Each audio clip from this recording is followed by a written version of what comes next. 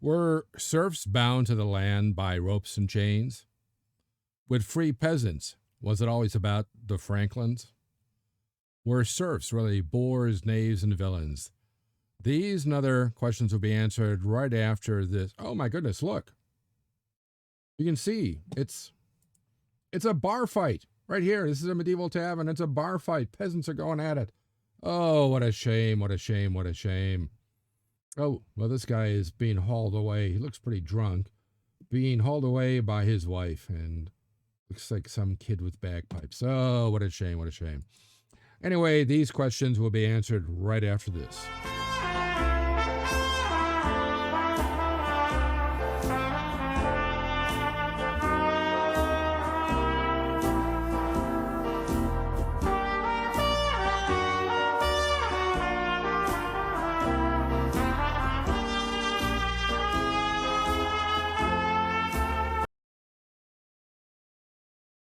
I am Professor Jerome Arkenberg, and I've been teaching a wide variety of history courses at colleges across this country for the past 30 years. In this video, I'm going to tell you about medieval peasants, both free and serf. Free land versus servile land. The dues, obligations, and legal rights of serfs versus free peasants, sometimes known as Franklins. Stratification and peasant society, customals and the custom of the manor, and peasant lifestyles. At the end, I'll have the wrap-up quote on this video, so make sure to stick around for that. But first, make sure to click like, share, and especially subscribe and that little bell thingy so I can continue to bring you more great videos just like this one.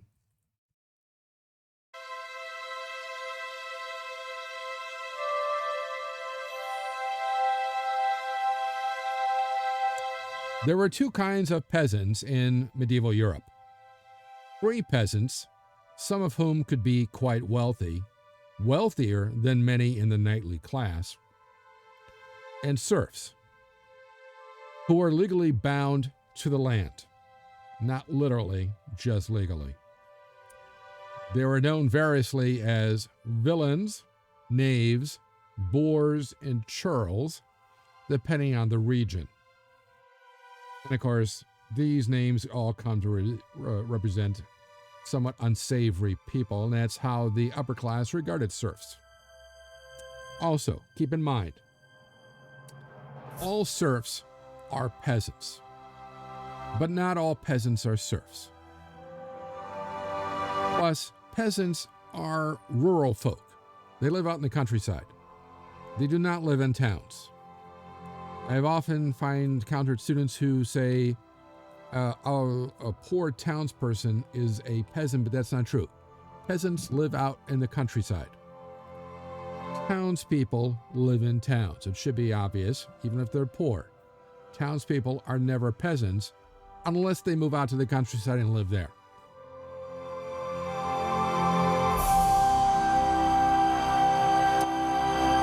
Also, the land itself was categorized as free or servile, that is, serf.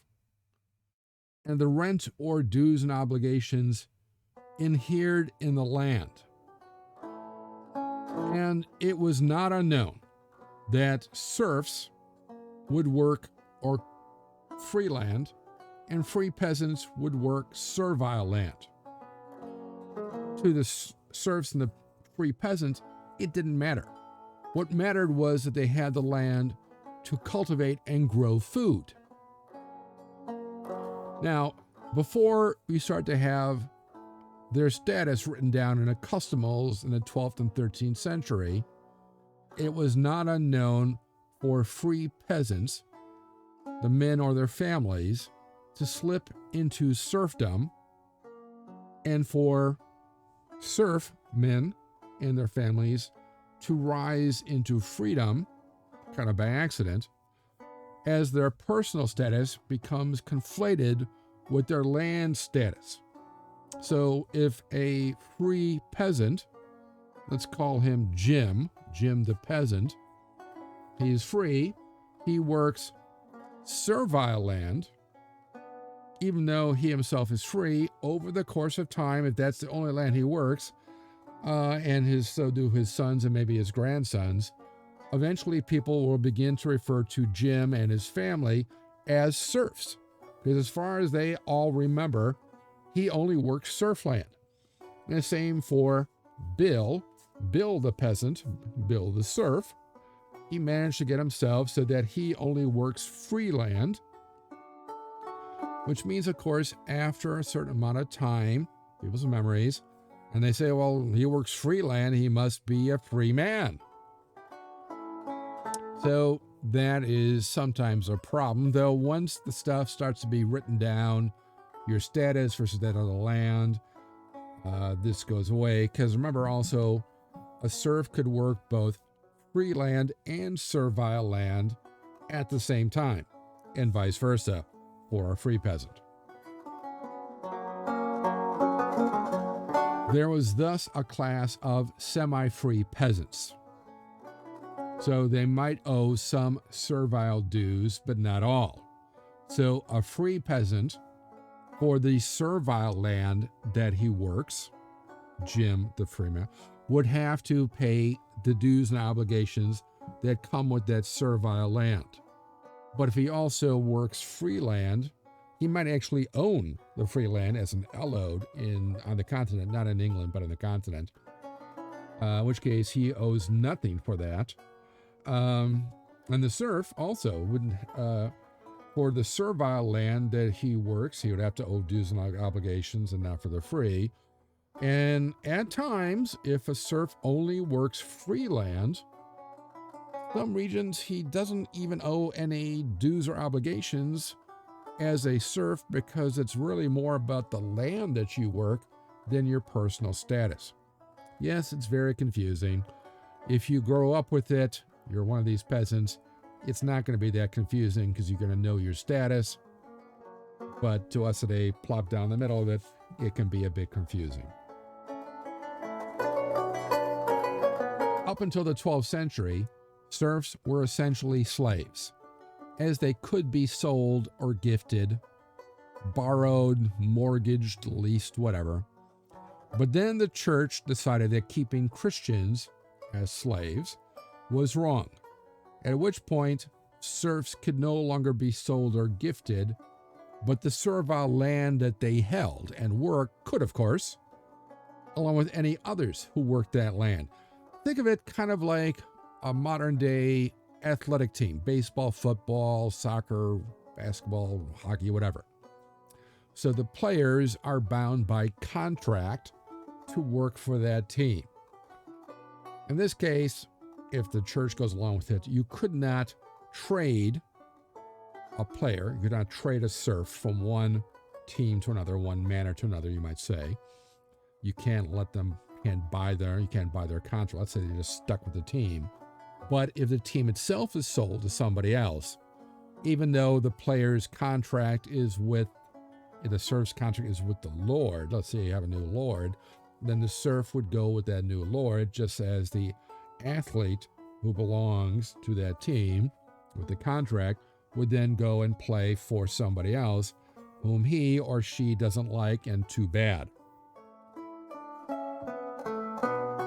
Now, one way out of this, to stop being a serf, especially after you can't rise because the land is free or servile anymore, you can flee to a town. If you live there openly, you're not hiding out, you're not saying, people ask you to serf, say, oh, no. Yeah, I'm a serf and I'm living here. If you live there openly for a year and a day, you would then be considered free. If none of your lord or his stewards or servants came to haul you back. So if they don't haul you back after a year and a day and you're living there openly, you are free. Because the saying goes, town air makes one free. However, most serfs never fled the land due to family ties.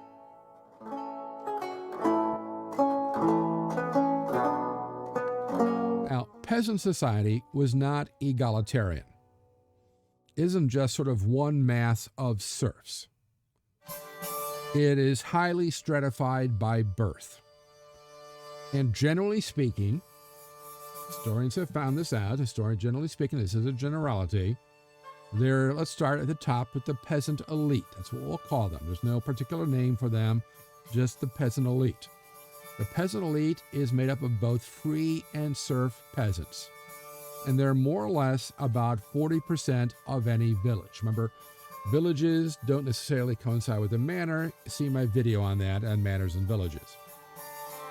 So they're about 40% of any village, more or less, and they have been settled there for generations, usually as far back as anybody could remember. These, of course, will make up the largest and wealthiest families, and they control village life. And how do they do that? They serve on manorial and the village courts as jurors. In this case, jurors are not to be picked randomly. They pick those who know what's going on. And they tend to pick them almost entirely from the peasant elite. Far different than modern-day America in terms of juries. So these jurors can determine which sons will be condemned and which not. There's some other thing. Who pays what? How about the fines? They kind of control village life. Another group is simply called the Peasant Middle. Again, they're about free and serf and about more or less 20% of any village. Now, they haven't been there as long as the peasant elite, probably a generation, maybe two. And since they're not yet long enough, they're not of the wealthier peasant elite, they will most likely not be on any of the local juries, which means they have little power in the village hierarchy. They may rise up in the next generation if something spectacularly happens to one of them, but generally speaking, they don't have much power in the village hierarchy.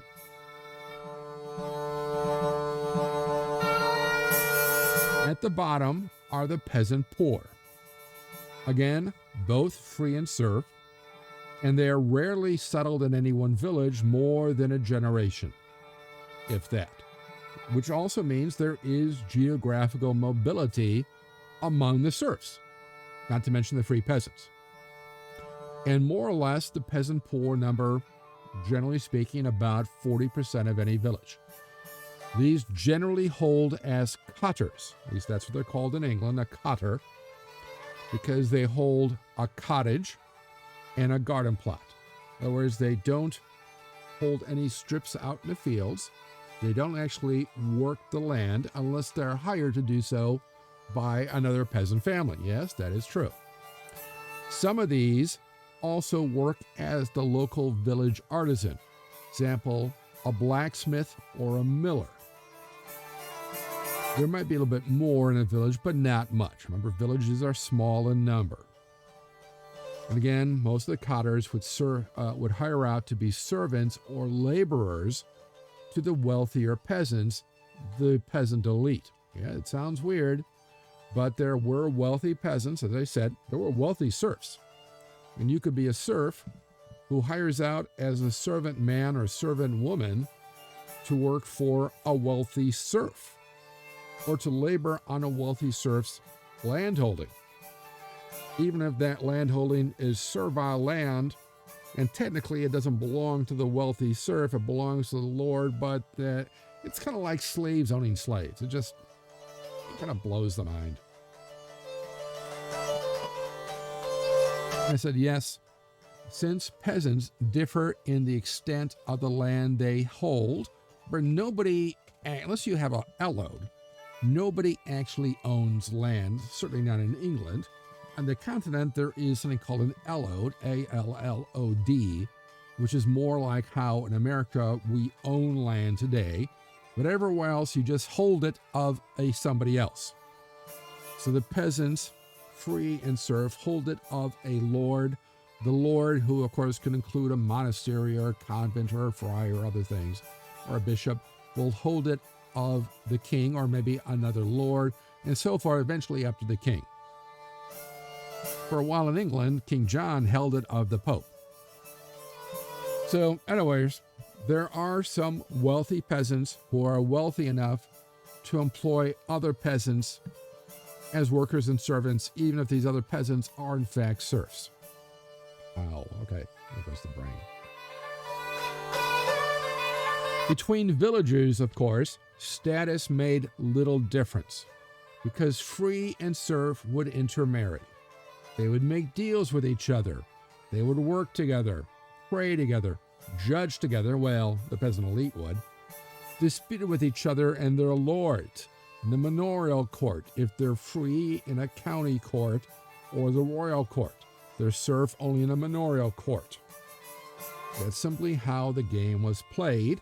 And between each other, there was a vibrant land market, even though technically the land is held of the lord, but within that, there's a vibrant land market because all the men are, if they've got daughters, they're constantly looking for dowry.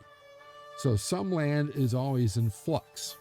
And whether you're serf or peasant, they will gift it to each other. An outright gift could be a dower, could be a dowry. They can sell it, they can bequeath it, they can mortgage it, they can lease it. There's all sorts of the same ways you would do today with a piece of land. Among the serfs and peasants, it didn't really matter. That land would still owe dues and obligations and or rent if it's for servile land to the lord, but otherwise among themselves, it didn't really matter much. Now, I talked about free peasants, and in medieval England, these were generally called franklins. In later times, 16th, 17th, 18th century, the franklins are more like the gentry status, but in medieval England, they were not. These are the wealthier free peasants. The franklins usually held their land outright, owing no fees or dues, and perhaps not even rent. Now, this is primarily no rent would be an Allod, but Allods are not in medieval England, they're in the rest of medieval Europe. But the franklins or their equivalent there would be the same thing.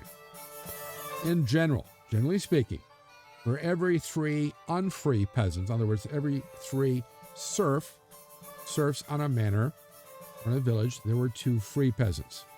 So free peasants in general are about 40% of the peasantry in any manner, more or less.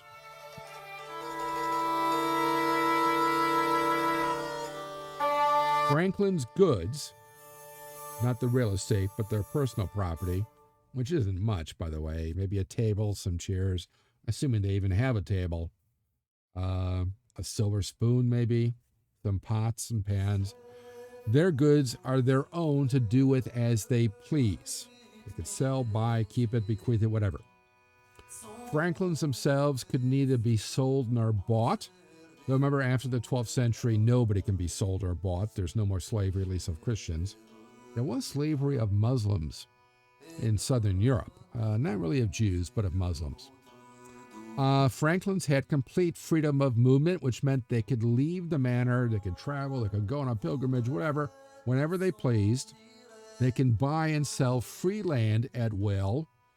And if they do pay rent, the rent on the land is fixed and unchanging. Of course, remember, they could also buy, bequeath, whatever, servile land, but for the servile land, they will owe the dues and obligations that go with that. Most importantly, if you're a franklin, you could sue in the king's courts, because only a free man, not so much a free woman, technically a free woman, but through a man of law, but the free man, only if you're free could you use the king's courts. If you're a serf, you have to use your manorial court. However, among the unfree peasants, the serfs, a villain, again, that's the name for a serf in medieval England, a villain's goods and chattels, in theory, belonged to his lord. So a serf was not able to purchase his freedom from being a serf, from his own goods, because technically they already belong to his lord. Not that the lord usually wants them, but technically they can't do it. The only way they really can get out of being a serf is either the lord manumits them and gives them freedom from being a serf, for whatever reason, he saved the lord's life, saved his daughter's life, whatever, or the serf runs away and lives openly in a town for a year and a day.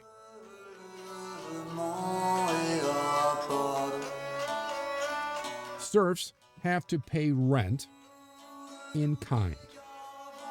Mostly because at first, for a long time in the Middle Ages, currency, actual coins, is scarce.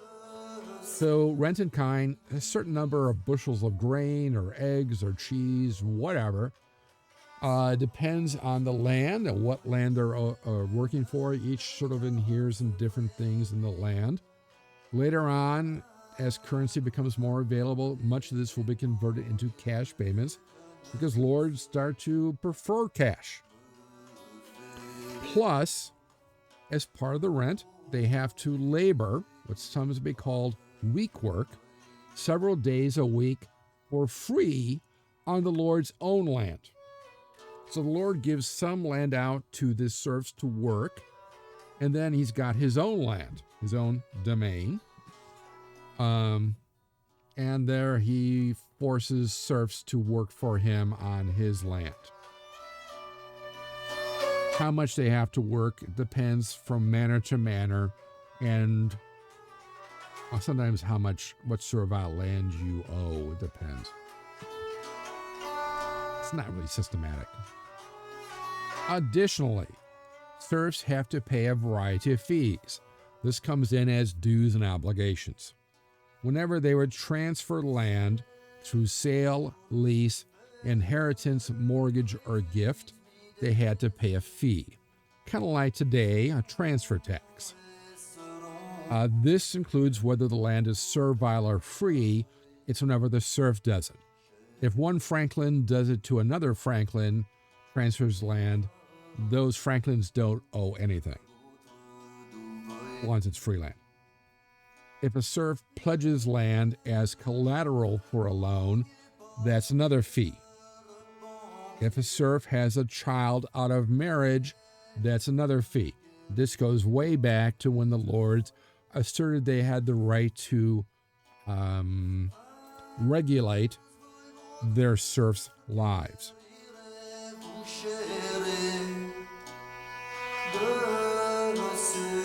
They have to pay a fee, the serfs do, if they died, well, their estate pays, or a member of their family dies. Kind of like a death tax. If they wish to leave the manor permanently, perhaps to move elsewhere, you pay kind of a going away tax. Again, before the Black Death, there are usually too many peasants and not enough land. So if a serf family feels to go elsewhere, or they've somehow been expelled, they've been bad, whatever reason it is, they are allowed to leave permanently, but you got to pay a fee for that. If any one of them enters holy orders as a nun, sister, monk, friar, priest, mystic, anchoress, or perpetual virgin, it's another fee. Why? Because the Lord would no longer get the benefit of their labor. If they wish to leave the manor temporarily, you had to pay a fee. What would these be? Well, if you're going to market in a nearby town or for a festival, it's kind of almost like a passport fee. You don't get a passport, but you got to pay a fee so you can go. If you're going on a pilgrimage, because of course you're on a pilgrimage, but your labor is now lost to the Lord. You're coming back, but you still got to pay a fee equivalent to what essentially the Lord has to hire somebody else. If you're going to war in the king's army, whether you volunteer or not, you got to pay a fine. If you wish to work as a peddler, that was quite allowable, though of course you had to pay an annual fee. The serf has to come back once a year to the home manor and pay the fee, or be considered a runaway.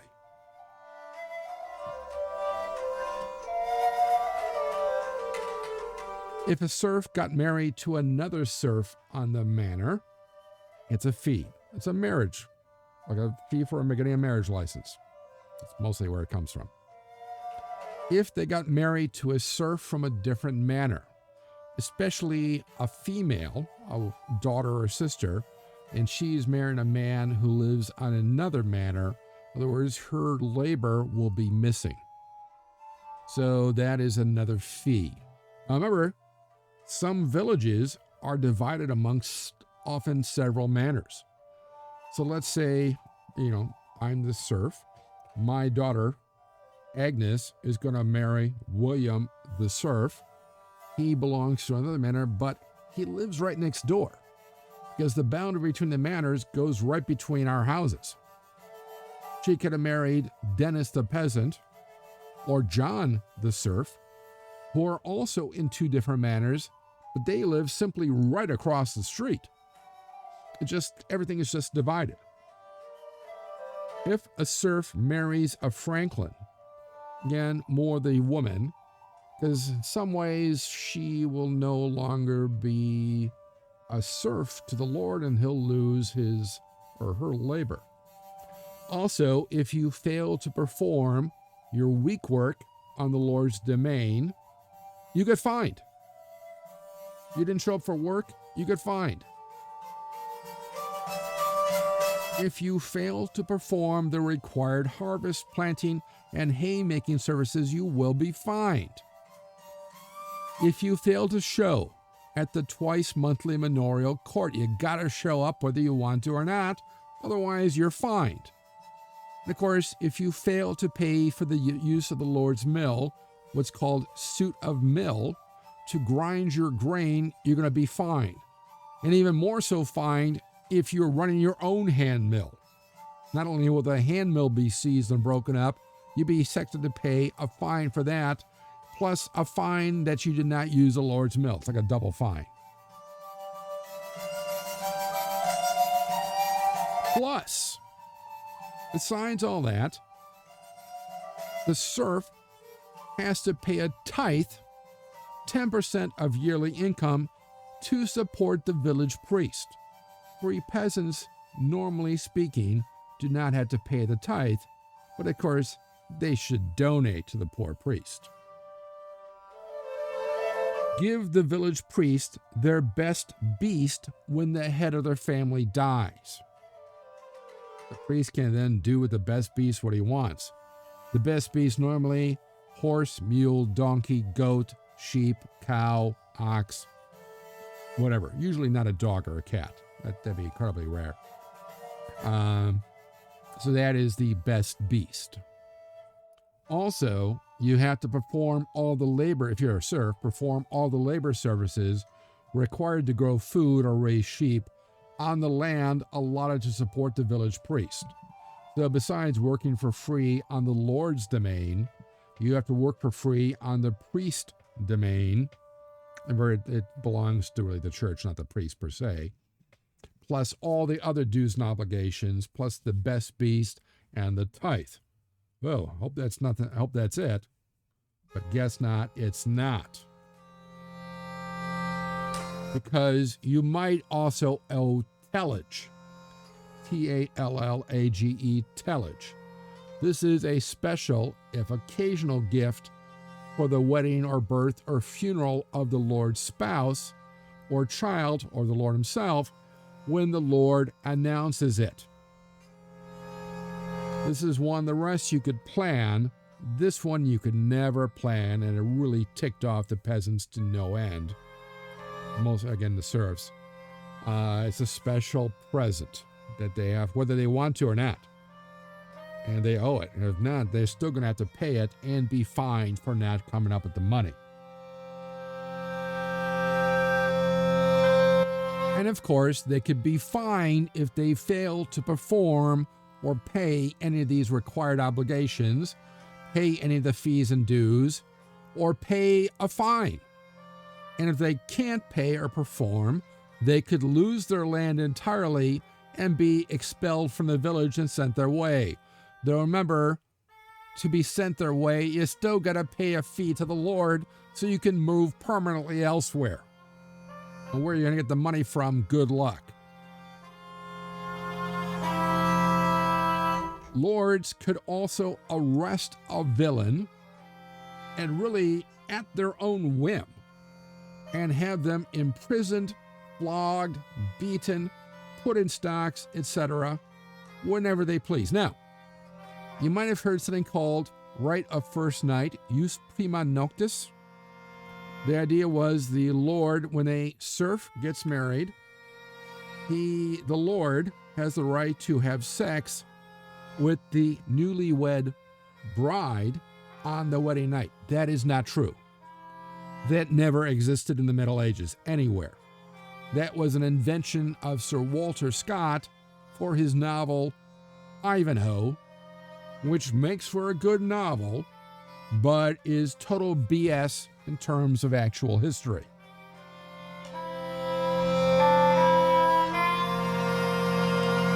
Now, in all this, there's something called the custom of the manor. And the custom of the manor differs from one region and one manor to another, but they have certain things in common, and they gain similarity to each other in precision as they begin to be written down in the 13th century.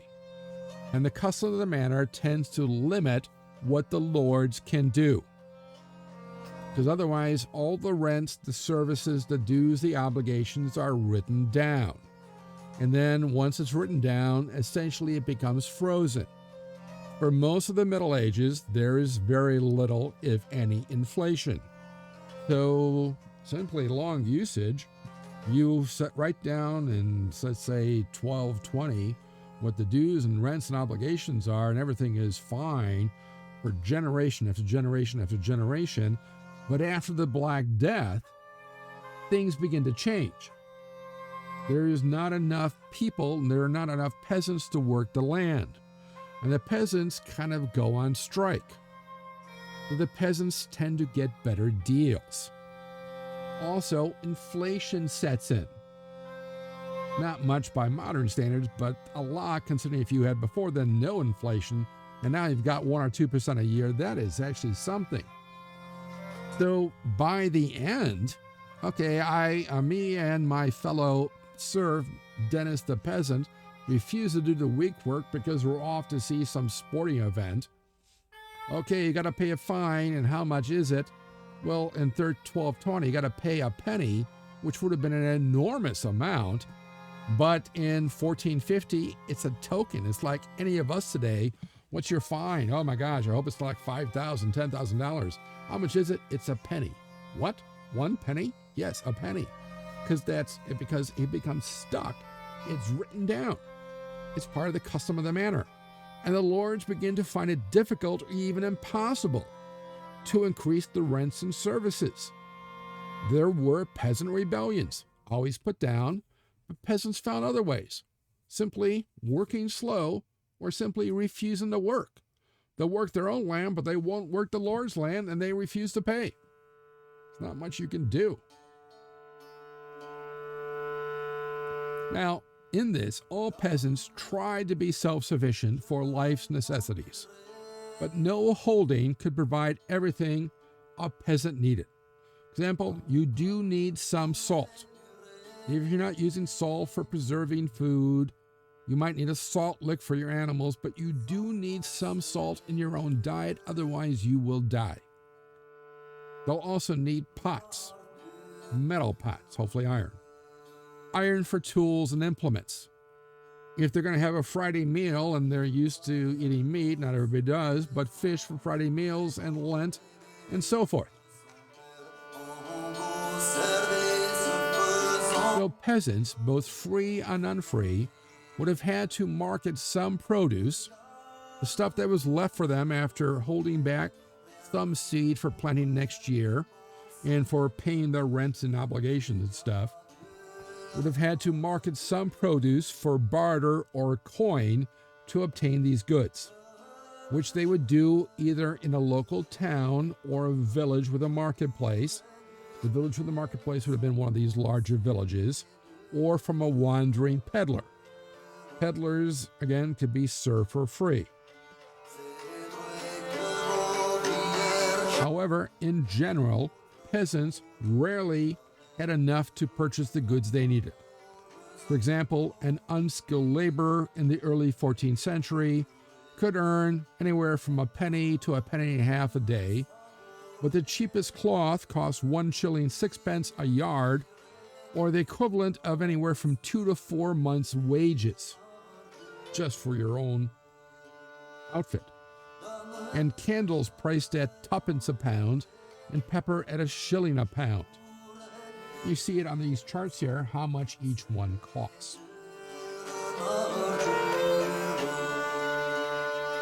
The wrap-up quote. Villein service is diverse according to the custom of the manor. On some he must pay rent and fees for pasturing pigs yearly, and ride and carry and lead loads, work and feast the Lord, and reap and mow and cut the deer hedge and maintain it, build and hedge the burr, bring strange wayfarers to the town, pay church-scot and alms fee, keep headward and homeward, go errands far and near whithersoever he be told. On manors he must work 2 to 4 days at week work, at which is bidden him every week throughout the year, and in harvest 3 to 5 days at week work, and from Candlemas to Easter 3 days or more.